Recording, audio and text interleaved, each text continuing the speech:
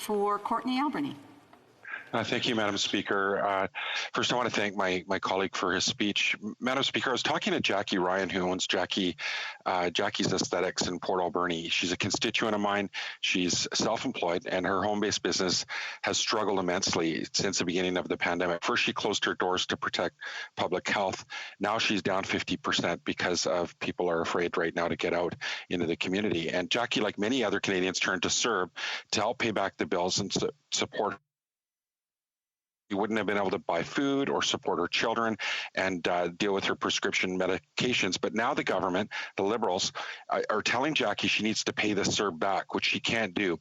She, like many others, is angry. She's disappointed. She's scared. She doesn't know how she's going to survive the next few months without support for the government. Never mind pay this back. Does my colleague agree, or does he have constituents of his that are honest business owners that maybe had a tax filing year where they showed a loss and it carried forward, and then they're caught up in this quagmire where the Liberals say that they got their backs and they don't? In fact, many women, as we know, have been disproportionately affected by the COVID crisis. This is impacting people like Jackie.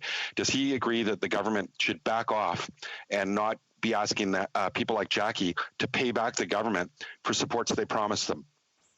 The honourable member for Northumberland, Peterborough South. I would like to thank the member for his great question and actually a long history now of intervening on behalf of small business owners. I'm sure the small business owners in my community also appreciate his great work and interventions. And when we look at the miscommunication that has occurred with respect to the gross versus net income, it's nothing short of extremely disappointing. And I too have constituents in my riding who are right now facing audits and other actions from the CRA that really relate back to poor government.